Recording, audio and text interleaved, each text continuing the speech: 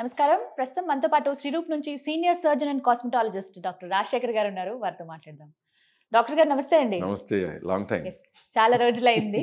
But Shreeroop మాత్రం ఎక్కడైనా వినపడుతూనే ఉంది. అండ్ మీరు మరీ ముఖ్యంగా చాలా మంది డౌట్స్ అడుగుతూనే ఉన్నారు. పర్టికులర్ గా పిగ్మెంటేషన్ గురించి ఈ మధ్య నేను గమనించిన దాంట్లో లాట్స్ ఆఫ్ క్వశ్చన్స్ అని చెప్పుకోవచ్చు. అంటే ఎందుకు ఈ పిగ్మెంటేషన్ గురించి ఇన్ని వస్తున్నాయి అని చూస్తుంటే ఫుడ్ అంటారు కొంతమంది, లేదు మన లైఫ్ స్టైలే అంటారు కొంతమంది, లేదు ఇంకా ఎక్స్ట్రా ఏదో వీళ్ళు యూజ్ చేస్తున్నారు అందుకే ఇలా అంటున్నారు. అసలు పిగ్మెంటేషన్ అనేది ఎందుకు వస్తుంది, దేని వల్ల అనేది ఫస్ట్ రీజన్స్ మాట్లాడుకుందాం. చాలా ఇంపార్టెంట్. చాలా మందికి చాలా విషయాలు డౌట్స్ ఉంటాయి. పిగ్మెంటేషన్లో చాలా రకాలు ఉంటాయి. ఇప్పుడు ఫర్ ఎగ్జాంపుల్ మంగు ఉంది, మెలాస్మా అంటాం. ఫస్ట్ ఇక్కడ చిన్న మచ్చల్లా స్టార్ట్ అవుతుంది, తర్వాత ఇక్కడ వస్తుంది, తర్వాత ఇక్కడ అలా పెరుగుద్ది. కొంతమంది బుగ్గల నిండా వచ్చేస్తుంది, తర్వాత ఐబ్రో లైనింగ్ లో వస్తుంది, తర్వాత అక్కడక్కడ వస్తుంది. అంటే బటర్ఫ్లై షేప్ లో, సీతాకొక చిలక షేప్ లో వస్తుంది. అది సాధారణంగా మెన్ కంటే కూడా 90% విమెన్లో వస్తుంది.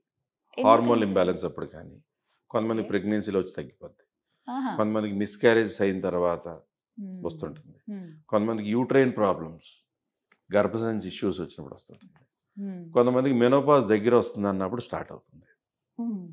సో ఆ మెలాస్మా వచ్చిన తర్వాత వాళ్ళు తోరుకు వాళ్ళ ఫేస్ని చూసుకుని ఎంతో ఆనందంగా ఉన్నవాళ్ళు బయటికి వెళ్ళకపోవడం, బయటికి ఫంక్షన్లో వెళ్ళకపోవడం, బాగా ఇన్ఫీరియర్గా ఫీల్ అవ్వడం, ఇలాంటివి జరుగుతుంటాయి. దానికి అసలు ట్రీట్మెంట్ ఉందా లేదా అనుకుంటారు. చాలా చోట్ల ఏంటంటే తెలియక వాళ్ళు కొన్ని స్టెరాయిడ్ క్రీమ్స్ అని, మొమెటోజోన్ అని, అసలు పిగ్మెంటేషన్ కోసమే ఈ క్రీమ్ అని ఎన్ని యూజ్ చేస్తారు సార్. రకరకాల లైట్లని, రకరకాల టోన్లని, రకరకాల క్రీమ్స్ వచ్చేసినాయి. వాటిల్లో చాలా పెద్ద పెద్ద కంపెనీస్ నుంచి ఉన్న క్రీమ్స్ ఉన్నాయి. కొన్నిటికి అయితే డబ్బాల మీద వెనకాల పేర్లు అసలు కంపోజిషన్ కూడా ఉండదు. డే క్రీమ్, నైట్ క్రీమ్ అని వాడు పాపం తెలియక వాడేసిన తర్వాత స్కిన్ ఎర్రబడ్డం, ఎండలోకి వెళ్తే మండడం, స్కిన్ ముడతలు తొందరగా క్రియేట్ కావడం, అలాగే చెమట పడితే మండడం, ఇవన్నీ steroid cream effect. Skin sensitive అయిపోయింది. సో దాని ట్రీట్మెంట్ ఉందా అంటే ఉంది.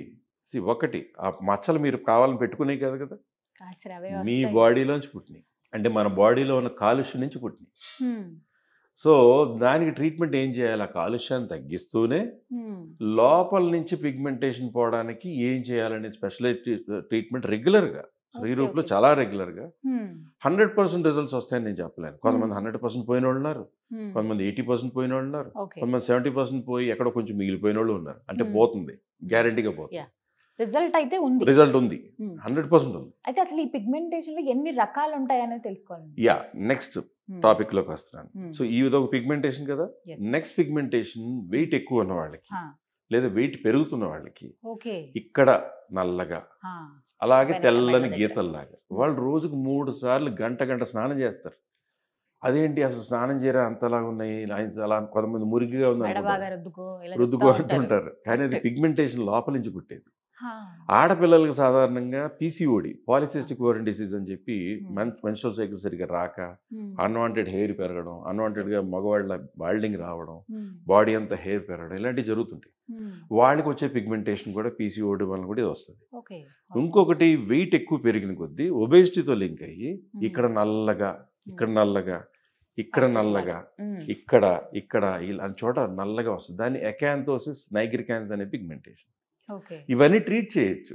కానీ వెయిట్ గెయిన్ వల్ల వచ్చింది అనుకోండి, వాళ్ళు మంచి ఎక్సర్సైజ్ చేసి, అంటే డైటింగ్ చేయాలని అవసరం లేదు, న్యూట్రిషన్ బాగా తీసుకుంటూ ఆరోగ్యంగా ఉంటేనే మంచి ఎక్సర్సైజ్ చేసి ఎక్సెస్ ఫ్యాట్ని బర్న్ చేసేయాలి.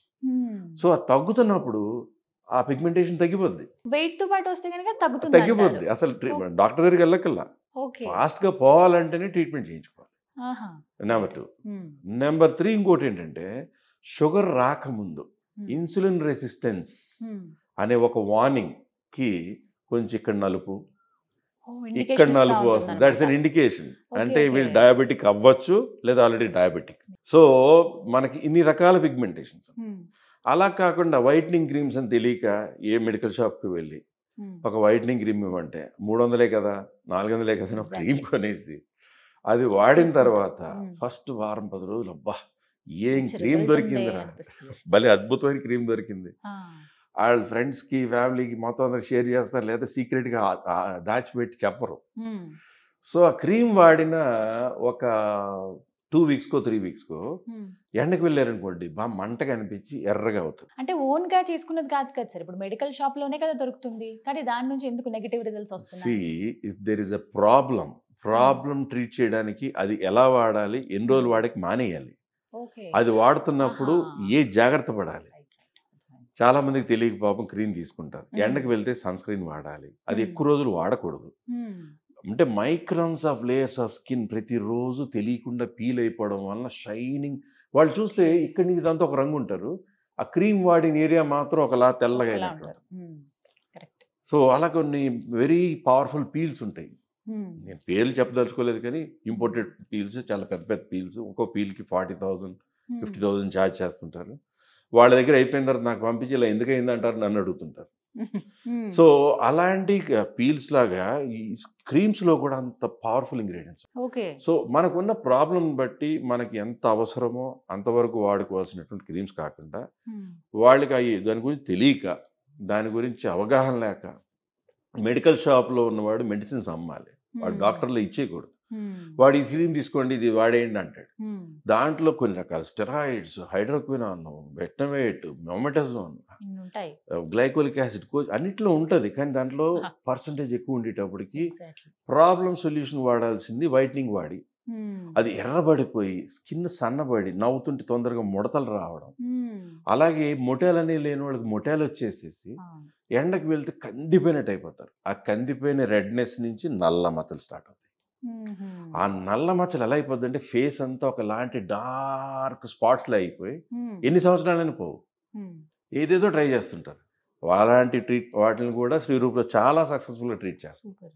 అంటే we should catch the point, దాన్ని ఎట్లా లైటింగ్ చేయాలి. సో అసలు ట్రీట్మెంట్స్ ఎలా ఉంటాయో వీటి గురించి మాట్లాడాలి. ట్రీట్మెంట్స్లో మంగు ఉందనుకోండి, మంగుకి చాలా మంది లేజర్ అని కెమికల్ పీల్స్ అని చేస్తారు. ఒక కామన్ లాజిక్, చాలా మంది కెమికల్ పీల్స్ లేజర్ చేంజ్ ఉంటారు. ఇప్పుడు ఇలా 3 లెవెల్స్ కింద ఉందనుకుందాం. ఓకే, ఎపిడర్మిస్, డర్మిస్, హైపోడర్మిస్, అలా రకరకాలుగా లేయర్స్ ఉన్నాయనుకుందాం. సో ఆ మెయిన్గా పైన ఉన్న ప్రాబ్లం అనుకోండి, మీరు పవర్ఫుల్ క్రీమ్స్ వాడినా, ఒక కెమికల్ పీల్ చేసినా, ఒక లేజర్తో బర్న్ చేసినా అది పోవచ్చు. మీకు లోపల నుంచి వచ్చి బ్రౌనిష్ బ్లాక్గా స్కిన్ వెనక్కి మసకగా కనబడేది మెలాస్మా.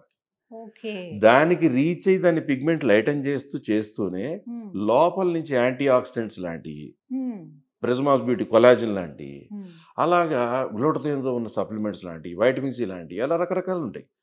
వాటిని ఎలా యాడ్ చేయాలో అలా యాడ్ చేస్తే గ్యారెంటీగా పోద్ది. ఇప్పుడు ఇన్సులిన్ రెసిస్టెన్స్ అనుకున్నాం, అప్పుడు మనం ఫస్ట్ HbA1c చెక్ చేసి వాళ్ళ షుగర్స్ ఎలా ఉన్నాయో చూసి వాళ్ళకి అది కంట్రోల్ చేయడానికి డైట్లో చిన్న మార్పులు చేసి డెఫినెట్లీ డాక్టర్సే సజెస్ట్ చేసేది, ఇంకెవరు సజెస్ట్ చేస్తారు.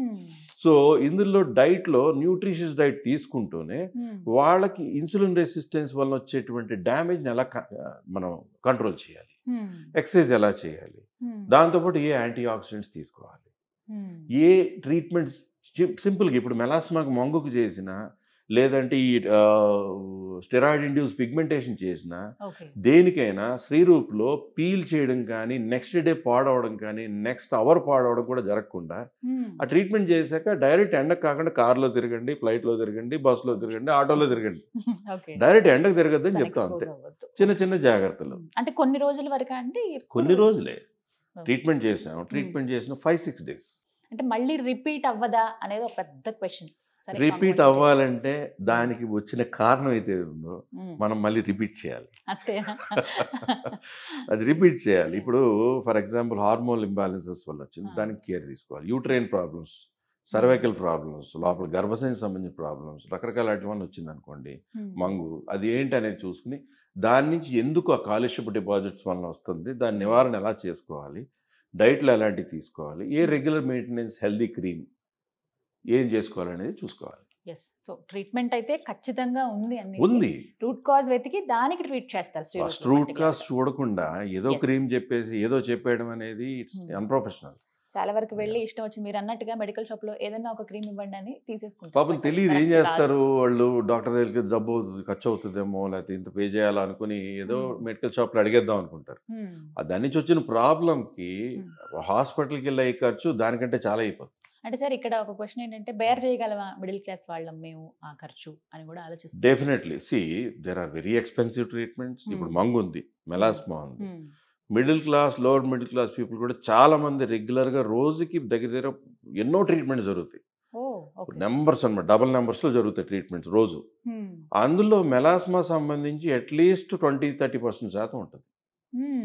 అందులో మిడిల్ క్లాస్ వాళ్ళు, లోవర్ మిడిల్ క్లాస్ వాళ్ళు కూడా ఉంటారు. Rich class, upper middle class వస్తే అది వేరు. వాళ్ళు అఫోర్డ్ చేయగలిగే విధంగా మనం సజెస్ట్ చేయాలి. రైట్. ట్రీట్మెంట్ అయితే బెస్ట్ అందుబాటులో ఉంది. ఎగ్జాక్ట్లీ. థ్యాంక్ యూ డాక్టర్ గారు. సో విన్నారు కదా, పిగ్మెంటేషన్ కి మంగుమచ్చలతో ఎవరైతే బాధపడుతున్నారో కొన్ని సంవత్సరాలుగా ఎక్కడ మేము ఒక డాక్టర్ని కలవాలనుకున్నాం, ఎక్కడికి వెళ్ళాలని అనుకునే వాళ్ళకి శ్రీరూప్ బెస్ట్ ఆప్షన్ అని చెప్పొచ్చండి. ప్రత్యేకించి ఇప్పుడు డాక్టర్ గారి మాటల్లో మీరు విన్నారు కదా, అన్నిటికీ ఇక్కడ ట్రీట్మెంట్ ఉంటుంది, రిజల్ట్ కూడా దానికి తగ్గట్టుగా ఉంటుంది. మీరు ఏ లెవెల్లో మీ పిగ్మెంటేషన్ ఉంది అనేది ఫస్ట్ చెక్ చేయించుకుంటే బెటర్. ఫస్ట్ డాక్టర్ గారి కన్సల్ట్ అవ్వాలంటే మీరు అపాయింట్మెంట్ తీసుకోండి. స్క్రీన్ మీద నెంబర్ ప్రొవైడ్ చేస్తున్నాను, ఒకసారి డాక్టర్ గారితో మాట్లాడండి. ఫస్ట్ ఆయనతో మాట్లాడాక ఏ లెవెల్లో ఉందో తెలిసి ఆటోమేటిక్గా రిజల్ట్ కూడా వస్తుంది. ఇది వాళ్ళ వీడియో. నమస్తే.